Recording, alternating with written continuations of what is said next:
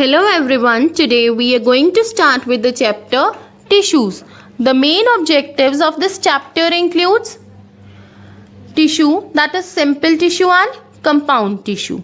And students, as you know, tissues are present in all multicellular organisms, whether plants or animals. So we'll discuss in detail about plant tissue.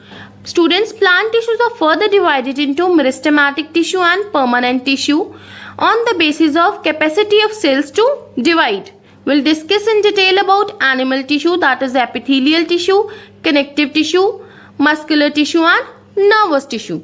The main objectives that we will cover today includes simple tissue, compound tissue, plant tissue, that is meristematic tissue and permanent tissue. Now students, as you all know, cell is a structural and functional unit of life. Cell assembles to form tissue, tissue forms organ forms organ system and finally an organism. Now students, what is tissue? Tissues are group of similar cells having same origin. Origin means beginning and performing a specific function. Name tissue was given by Bichette and the study of tissues is known as histology. Tissues are categorized into following type, that is simple tissue and compound tissue. Here students, it is a simple tissue. If all the cells present in a tissue are similar in structure, functions and origin, it is called simple tissue. But a tissue is said to be compound tissue if it contains more than one type of simple tissue. So it is a compound tissue. As you all know, tissues are present in all multicellular organisms, whether plants or animals. We'll discuss in detail plant tissue first.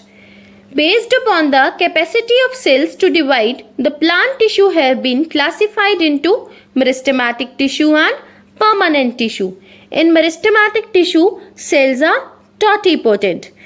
That means they are capable of division. But in permanent tissue, cells are mature and are incapable of division. Now students, let's discuss characteristics of meristematic tissue. In case of meristematic tissue, the cells are small and thin-walled. The cells are closely packed without intercellular spaces. Here you can see this is a meristematic tissue and the cells are very closely packed and there is no intercellular spaces. Intercellular space means space between the cells. The cells are isodiametric. They have identical length, breadth and height. The cells may be rounded, oval or polygonal. The cells may have large conspicuous and dense cytoplasm. Word conspicuous means visible. Vacuoles are absent or very small. Here you can see no vacuole is present. The cells keep on dividing and produce new cells. As we have discussed, cells are totipotent.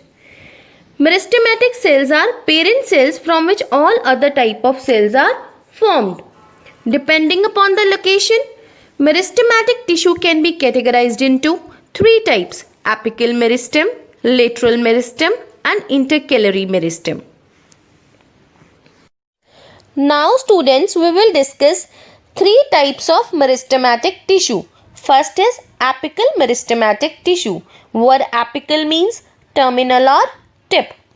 This type of meristematic tissue is present at the growing tips of roots, stems and also in the growing young leaves near the tips of young stems.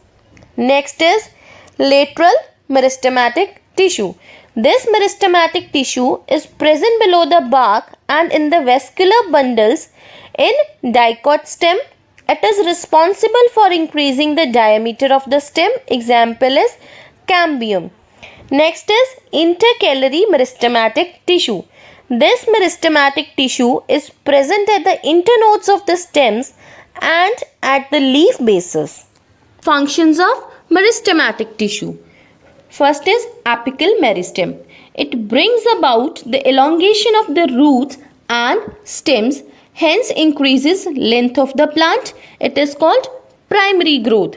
Lateral meristem help in increasing the diameter or girth of the plants. It is called secondary growth. Next is intercalary meristem.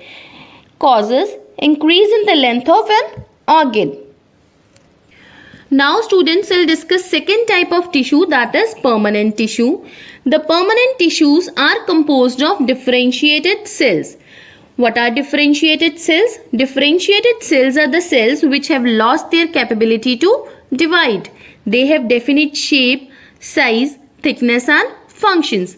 The permanent cells may be dead or living. Depending upon the structure, the permanent tissues are classified into following types. First is simple permanent tissue and second is complex permanent tissue. Now what is simple permanent tissue?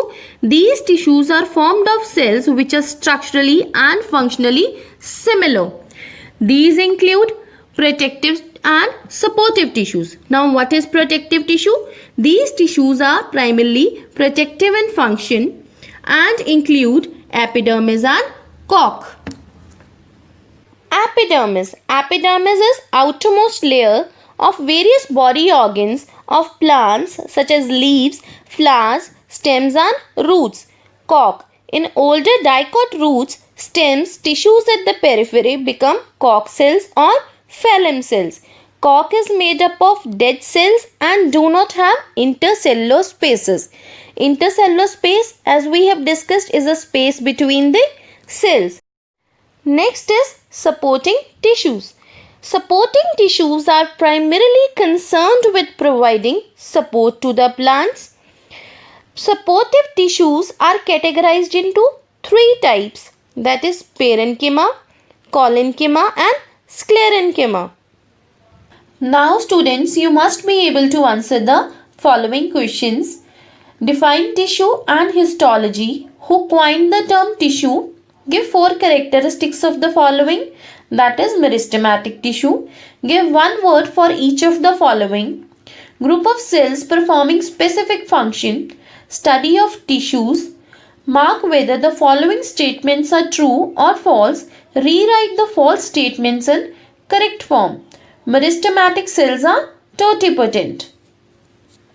So, thank you everyone.